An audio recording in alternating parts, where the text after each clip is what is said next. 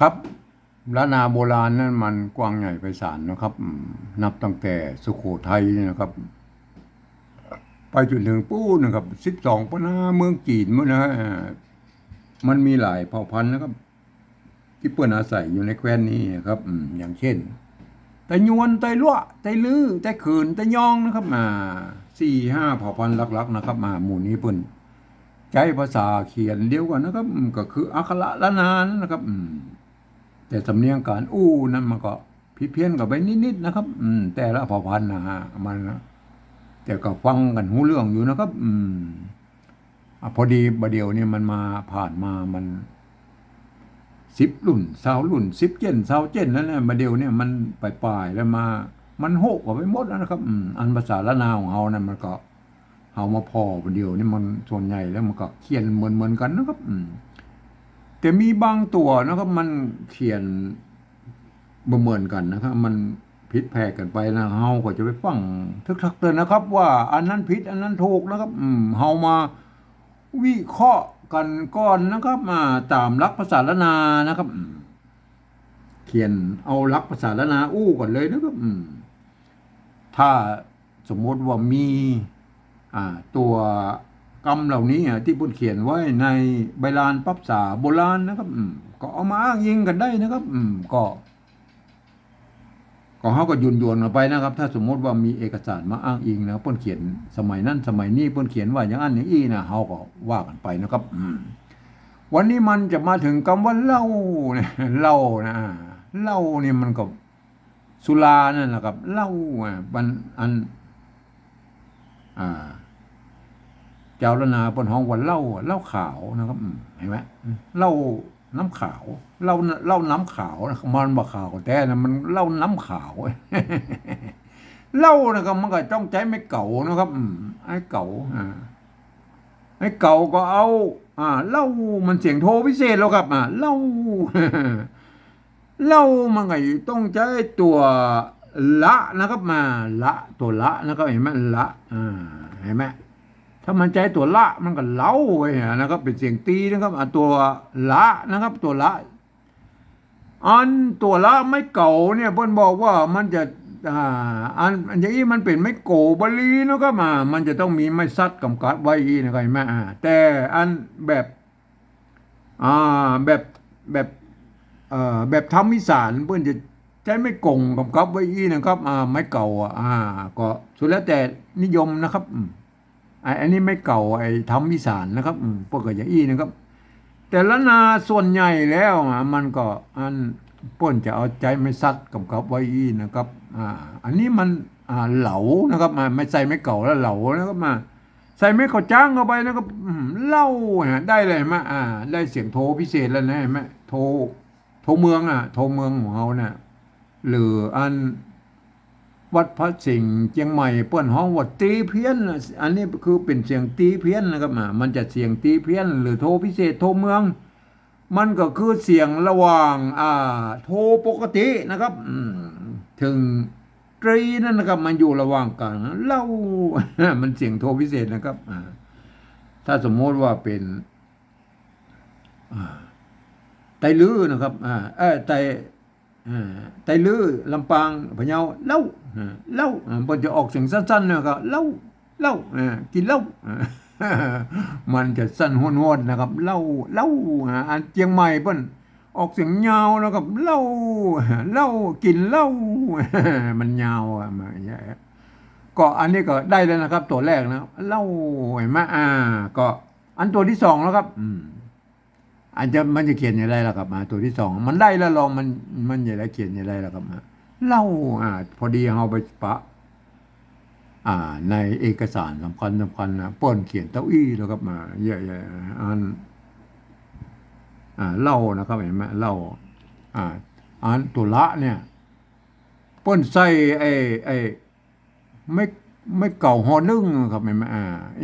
ป้นใส่ไม่เก่าหอนึ่งเต้าอี้ป้นอ่านว่าเล่า เปิ้นบ่มีลูกยุคนั้นเปิ้นบ่มีไม้ขอจ้างนะครับบ่มีไม้สัตว์นะครับเปิ้นก็อ่านไปตามบริบทเปิ้นว่าเล่า อ่านเต้าอี้แล้วครับ บ่ต้องไปใส่อย่างอื่นนะจะเล่าจะเจ้าจะอย่างกระจ้างเนี่ยพวกก็อันเสียงอย่างนี้เนี่ยพวกใส่ไม้เก่าหอนึ่งเนี่ยตัวเดียวนี่นะครับแม่มันบอกว่าเขียนยาวแล้วมันเปลืองพื้นที่นะพวกเอาตัวเล่าอันนี้ก็เล่าเลยไหมอันนี้เฮามาไปปะในเอกสารโบราณนะเพิ่นเขียนไว้อย่างอี้นะครับเพราะฉะนั้นเฮา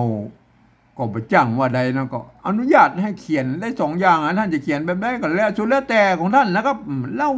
เห็นไหมเล่าก็ไม่ยากนะครับมันจะยากตอนนี้ว่าเฮาจะเอามา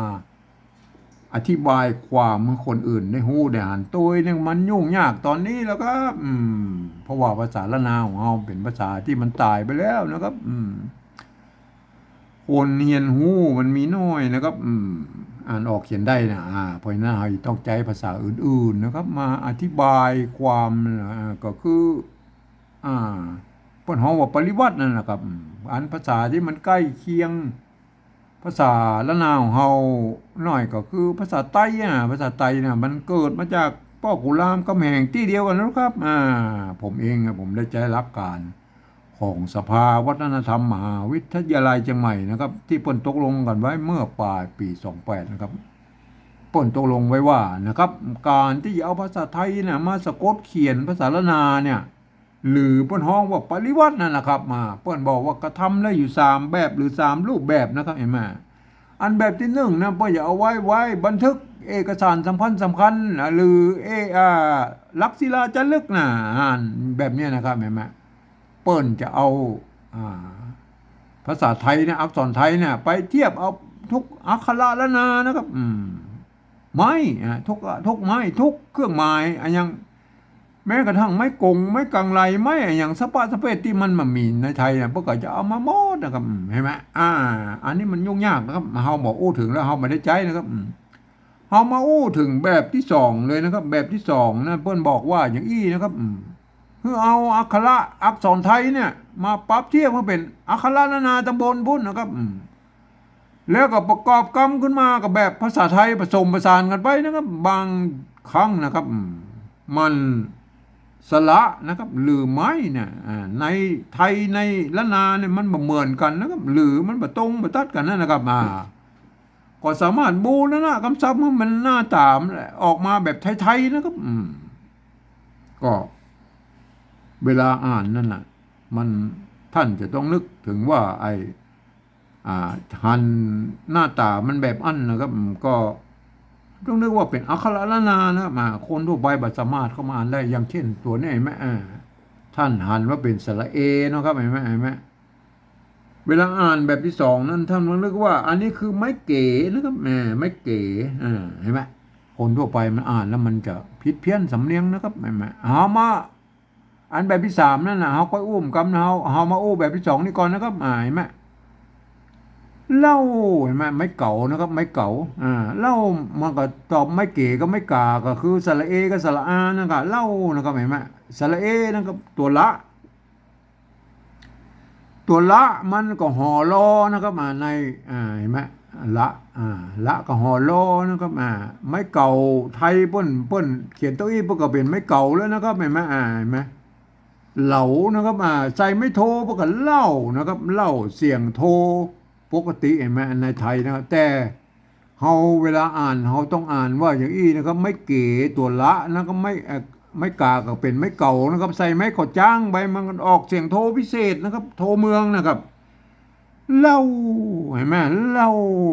ตามสำเนียงเชียงใหม่มันออกยาวหน่อยก็เล่าถ้าเป็นไตลือพะเยาลำปางแป้น่านนี่มันเล่ามันสั้นนะครับเล่ากินเล่ามันสั้นหน่อยครับเล่ามันก็ว่างไปนะครับว่างไปสำเนียงแต่ละเผ่าพันธุ์มันก็อย่างว่ามันก็เป็นอย่างอี้นะครับเล่าใช่ไหมเล่ามันเล่าได้แล้วนะฮะแต่มันบ่สามารถให้คนอื่นมาอ่านได้นะครับมันไทยเปิ้นอ่านว่าเล่านะครับได้แค่เล่านะเสียงโทปกตินะครับเล่านะครับเล่าเห็นไหมเล่าต้องอ่านว่าเล่านะครับตัวที่2แล้วครับต ตัวที่สองก็มันเป็นตัวอันตัวที่เบิ้ลเขียนมาแต่โบราณนะครับ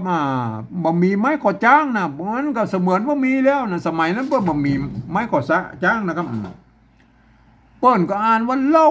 นะครับเปิ้นเขียนเต้าอี้เปิ้นก็อ่านว่าเล่านะครับเฮาก็บูรณะคำศัพท์บ่นี่แล้วมันเป็นเล่านะครับเล่าก็เหมือนกำหน้าน่ะเล่า ได้อะไรไหมเอาเนี่ยเราต้องบูรณะคำศัพท์นะครับ เพราะว่าอันโบราณเขาเขียนมาอย่างอี้นะครับแม่โบราณเก่าเง่าเลยนะครับแม่รุ่นแรกๆเลยนะครับ รุ่นที่มันยังบ่มีไม่เยาะไม่ซัดนะครับไม่เอกไม่โทนะเนี่ยรุ่นนี้แม่พวกก็เขียนเต้าอี้พวกก็อ่านว่าเล่าเลย ก็ยวนๆนะครับอ่า อันนี้ต้องท่านต้องโง่เป็นภาษาละนาท่านอ่านว่าเล่าเสียงโทพิเศษนะครับอันแบบที่สามแล้วครับอันแบบที่สามเนี่ยเปิ้นบอกว่าหลักการมันบอกฟังเอาเสียงภาษาละนาตำบลบุญแล้วก็เอาสะกดเขียนนะครับเอาภาษาไทยสะกดเขียนไปเลยนะครับก็รับตาก็ยังได้นะครับเล่าเอาเขียนให้ได้นะครับเล่าเสียงโทพิเศษนะครับเอาภาษาไทยเขียนเลยนะครับเห็นไหมเล่าภาษาไทยพวกเขียนได้เต้าอี้นะครับเห็นไหมอ่านเหล้าหรือยังล่ะครับเหล้าอย่างอ่านคนไทยเพิ่นอ่านว่าเหล้านะครับ กินเหล้าเมาเช้าเมาเย็นแม่เหล้า มันเสียงโทปกติแล้วก็มันบ่เหล้าครับอันนี้เหรออันนี้มันไม่เก๋มาตัวละไม่กาใช่ไหมเป็นไม่เก่าแล้วก็ไม่ก่อจ้างนะครับแม่เหล้าเสียงโทพิเศษอันลุ่มเหรออันลุ่มมันสระเอตัวหอหีบนะตัวลอลิงนะครับไม่เก่านะแม่ไม่โทนะอ่านว่าเล่านะครับแม่มันอย่างเงี้ยนะครับ มันป้นเขียนมาได้แล้วครับ ในภาษาไทยเนี่ยมันป้นมันมีไม้โทพิเศษนะครับเห็นไหมอันนี้ก็ตัวไผ่ตัวมันนะครับ บางคนป้นก็เอาเปิกเห็นมันเป็นเล่านะครับเสียงโทพิเศษนะอันตัวอื่นเหรอตัวอื่นมาก็ต้องเขียนพลาบเข้าไปหมดแล้วครับอย่างเงี้ยนะอย่างเงี้ยไหมตัวนี้เปิ้นไทยเปิ้นอ่านว่าช่างนะครับอันเมืองเปิ้นอ่านว่าจ้างนะครับจ้างจ้างซอจ้างตัดผมจ้างอะไรอย่างมุ้นน่ะจ้างเห็นไหมเขาเขียนแบบสำเนียงกระมู่แล้วครับบางคนมันก็เขียนอย่างอี้เห็นไหมใส่ไม่เอกลงไปมันก็จ้างนะครับมันหมายความว่าจ้างคอ จ้างอย่างน่ะจ้างคอเนาะจ้างคอกับจักคอมานั่นนะครับอันจ้างเหรอจ้างเขียนได้เห็นไหมจ้างพวกบนไทยพวกก็เขียนนี้เห็นไหมจ้างเห็นไหมจ้างเห็นไหมจ้างเห็นไหมจ้างจ้างเห็นไหมพวกก็อ่านว่าเยี่ยไทยจ้างแล้วแล้วลูกจ้างเราเขียนจะได้ก็จ้างจ้างมันเสียงโทพิเศษแล้วครับจ้างมันเสียงโทพิเศษแล้วก็ใส่จุดเข้าไปไหมใส่จุดเข้าไปไหมตามแบบฉบับของผมเนี่ยเขียนได้กูอย่างนะครับจ้างเห็นไหมจ้างจ้างก็ใส่ไม่ตีเข้าไปกับจ้างก็คือช้างนั่นแหละครับเห็นไหมก็เขียนได้ทุกแบบนะครับถ้าเขียนแบบผมนี่นะครับเล่าอย่างไรครับเล่ามันเสียงโทพิเศษนะครับเขาก็ใส่จุดเข้าไปนะครับเห็นไหมผมเองผมใจใส่จุดเข้าไปอย่างนี้นะครับเห็นไหมอย่างนี้คือหมายความว่าเป็นเสียงโทพิเศษนะครับเล่าเห็นไหมไอ้วัดพระสิงห์เชียงใหม่เปิ้นใจตัวเอียงนะครับเปิ้นห้องว่าเสียงตีเพี้ยนนะครับเปิ้นใจตัวเอียงนะเล่า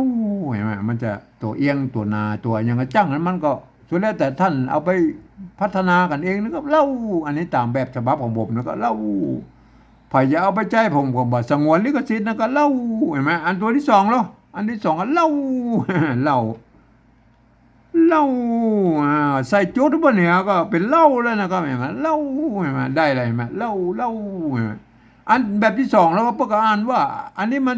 ไม่เก่านะครับตัวละนะครับไม่ขอจ้างอันว่าเล่าอ่านว่าเล่าเห็นไหมอันนี้เป็นอ่านมันคนละหลักการกันแล้วครับอันแบบที่สองกับแบบที่สามเนี่ยมันหลักการเขียนมันคนละหลักการกันนะครับเวลาอ่านมันก็จะต้องท่านก็จะต้องใช้หลักการของมันนะครับท่านเอาไปพิจารณากันนะครับอันภาษาล้านนาพวกก็เขียนได้อยู่สองแบบอย่างนี้นะครับเล่าแม้กระทั่งปัจจุบันพวกเขียนอย่างนี้นะครับ แต่โบราณเก้าเงาแล้วบ่เขียนเต้าอี้แล้วมันก็เล่าเลยแม่ก็ท่านไปค้นหาเอานะครับมาอันโบราณพวกก็เขียนกันอย่างอี้นะครับแม่ก็วันนี้ผมก็ขอบรรยายเพียงแค่นี้นะครับ